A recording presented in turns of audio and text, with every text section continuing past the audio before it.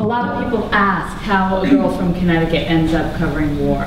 And I don't really have an answer to that, but I can tell a few stories about how I kind of ended up there. I grew up in Westport in a family of 4 sisters. My parents were hairdressers. We had a very unconventional upbringing.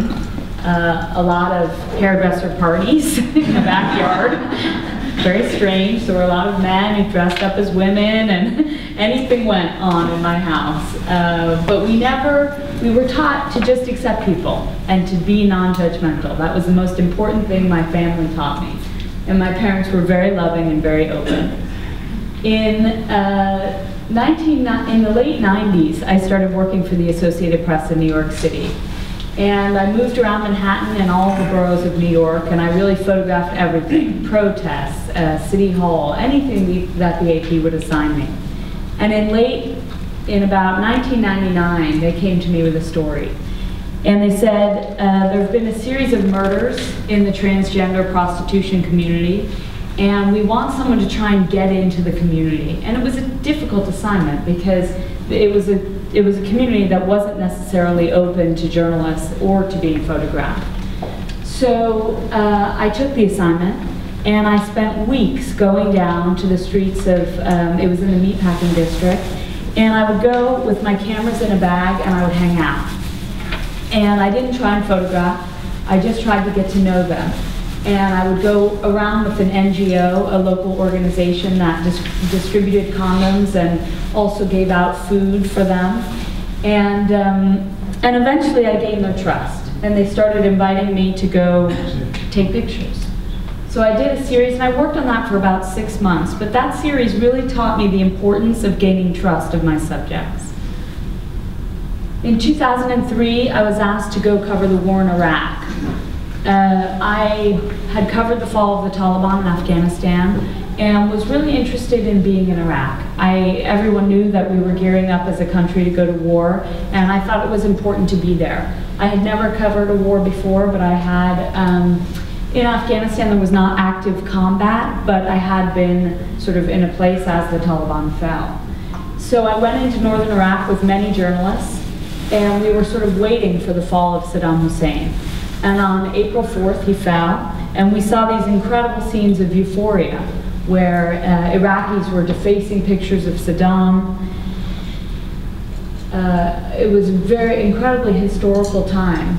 And immediately I started embedding with the US military. So I would go on night raids with the military, and they would say, we're going into these hostile villages, because very quickly the insurgency started. People were disillusioned with what was happening in the aftermath of Saddam Hussein. As journalists, we have a responsibility to cover as many sides of the story as we can. For me, it was very important to cover, to be with the military when I could, but to also cover what was happening on the streets. We went on night raids, and the military was completely open with us. They let us, they took us along, they explained what was happening, and we were able to photograph very freely. We went into people's homes, and this is really when the insurgency started. It was about mid-2003, and I stayed in Iraq 2003 and 2004. And eventually the Mahdi Army, which was one of the Shiite militias, invited us as journalists to go cover their side of the story. On November 13th, 2004, it was my birthday, I was on assignment for Life magazine. And my colleague's father and grandfather were both medics with the military. And so, or they were doctors in some capacity with the military. And so we got access from the military to go for Life magazine to photograph the wounded coming out of the siege of Fallujah. The siege of Fallujah was one of the fiercest battles that the US military had really seen to date. And they invited us in, and it was a trauma hospital in Balad. It was very close to the fighting. And they gave us full access. The only condition was that any soldier we photographed that showed the face, we had to get permission in writing. And so they assigned someone to come around with me and help me facilitate that, get access. If a soldier was unconscious, I was able to take his picture and ask permission before I published the work.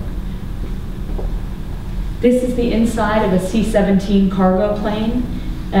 They stripped the inside because there were so many wounded coming out of Fallujah that they lined the floor of the cargo plane, and this is how the wounded flew to Germany for treatment. This is a young man who was injured in battle. There were a lot of IEDs at that time. I had never seen anything like it. We had never had this access as journalists before. When I got home, we flew actually with the wounded to Germany and then flew to the US with another group of men who were well enough to fly back to the US. When I got back to the US, I sent the pictures to Life magazine, and they held them. They never published them. And this was in November. They held them through November, December, January, and in February I got an email from my editor, the photo editor at Life magazine, and she said, I hate to write this email, but we think these two pictures are too strong for the American public to see, and we will never publish them. And so I asked permission to send them elsewhere, because when you're sent on assignment for a publication, you need permission to actually send them elsewhere. They have to say, we will never publish them. So they said that. And I sent them to the New York Times Magazine, my editor, Kathy Ryan, who curated the exhibit upstairs. And she immediately published them within 2 weeks. In 2004, I started covering the war in Darfur.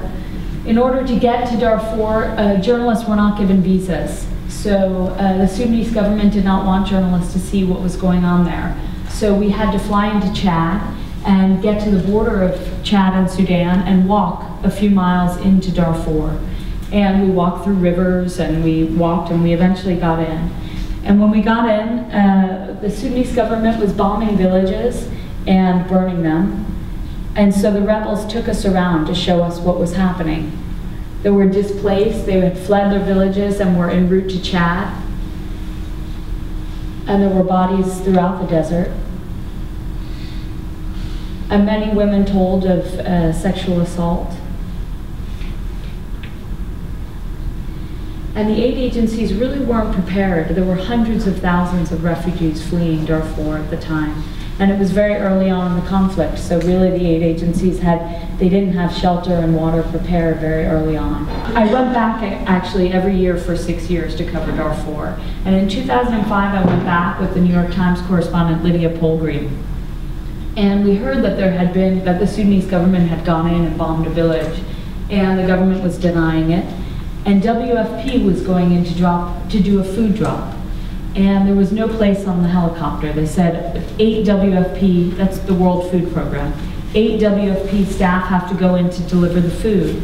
And Lydia Polgreen, who's pretty tenacious, she went to the person in charge of WFP and said, this is the New York Times, and if you get a New York Times photographer on the helicopter, I guarantee you will get more funding to pay for your food.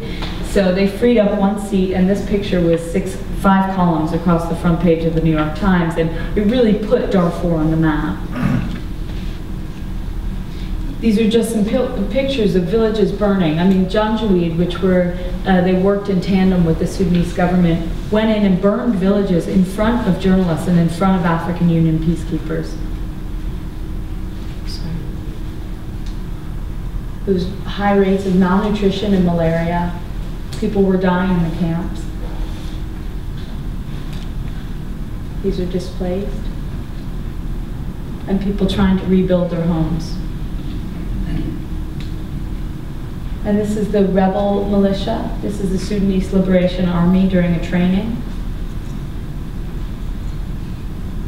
So I really tried to cover Darfur throughout the years, because there was a question of whether it was a genocide or whether it was a civil war. And the only way to really show that as a journalist is to go there and to document as much as we could. In 2006, we had heard that there was a massacre of Sudanese government soldiers. And again, President Bashir, who's the president of Sudan, said it did not happen. There were no Sudanese government soldiers killed. So I was working with Lydia Polgreen, and we were at the Chad border with Sudan. And we went and we found a truckload of rebels to take us into Darfur. And they said, you have to be very careful because there are Antonovs flying overhead. Those are the Russian aircraft that bomb on behalf of the government. And we said, well, in order to report it in the New York Times, we have to actually be there and we have to see it, because the government is saying one thing and the rebels were saying another. So the rebels took us in, and there were bodies everywhere throughout the desert. And we were able to get this on the front page of the New York Times. In the fall of 2007, I was working for the New York Times Magazine, and I was working with a correspondent that I often work with. Her name was Elizabeth Rubin. And she wanted to understand and really get to know why there were so many civilian casualties in the war in Afghanistan. If we had, as a military, such incredible technology, why were so many civilians getting killed, and why weren't we winning the war on terror in Afghanistan? So the only way to do that was to go to one of the most dangerous places in Afghanistan. So we asked permission to go to the Korangal Valley. This is 2007. So we got permission. It was a bit difficult as two women to convince the military we can hold our own, but we got permission. And they flew us in, and we started at the Tactical Operations Center, which is really the nerve center of the entire Korangal Valley. And it's where the drone feeds come in. The commanders all operate from there. So they're getting all the information from around the Korangal, and they make decisions on where to drop bombs. They watch, they monitor troops in contact. Whenever there's an issue, they're basically pulling the strings and making the decisions. So they allowed us incredible access to the command center. For me as a photographer, I couldn't photograph much of what I was seeing because it was classified, but they let us have access to what we were seeing, the information. That night, one of the nights we were there was a battle going on, and there were troops in contact with the Taliban. And it was going on and on and on, and the troops were pinned down. And we were watching it on the screen. You can see everything. They have drone and heat-censored screens. And eventually the commander made a decision to drop a bomb. And the next morning we asked to fly into that exact area to see what happened. And they flew us right in. And as we arrived, this family showed up. And there was two uncles, I think, and a father and kids. And they said that these kids had been wounded in shrapnel from the bomb. So I took the picture, and I wrote as I was interviewing the medic, as he was treating him, I said, do you think these wounds are consistent with shrapnel? And he said, basically it's impossible for me to tell. He said, I don't know if they're consistent. So in my caption I wrote, I'm not sure if they're consistent. And I meant to go back and explain the whole situation, but it's quite long. We ended up staying 2 months in the Korangal Valley. So when I filed these pictures, I had never updated the caption, and my editor did not believe that he was actually wounded in a shrapnel attack. And he refused to publish this picture. And the story is really detailed in the book. When we were in the Korangal, we were under mortar fire, and really we went on about 6-7 hour a day patrols. The terrain was at about 7,000 feet, almost vertical. It was incredibly difficult. And at the end of the mission, we went on something called Operation Rock Avalanche. It was a battalion-wide operation, and we were airlifted to the side of a mountain in the Korangal Valley. And it was a place that the troops had never been. It was so hostile. And they went to basically draw out the Taliban, draw out the enemy, and try to kill them. And so we jumped out of Black Hawks. This is the terrain, just to give you an idea of what it looks like. We jumped out of Black Hawks, and everything was through night vision goggles. And this particular image I wanted to show you, we jumped out of Black Hawks, we were walking through the mountains, and as a photographer I couldn't see anything. The only thing I could see is darkness, and there's nothing to photograph. So we were sitting there in the command center. They were setting up, and I fell asleep. I have my flak jacket, my helmet, my cameras, everything. I just lie on the mountain and I fell asleep. And suddenly I hear, Addario, wake up, we're sparkling. And I open my eyes and I put my night vision on, and this is what I saw. And basically this image shows a JTAC, which is his responsibility is to communicate with the AC-130 pilot and to walk them onto a target, literally to bomb. And combat was going on all around us, but because as a photographer I couldn't see anything, I was sleeping. And so this image just shows how a JTAC walks an AC-130 pilot onto a target. This is where we were sleeping for the first 3 nights. And this is This is the Overwatch team. Basically, they're guiding the infantry guys on the ground.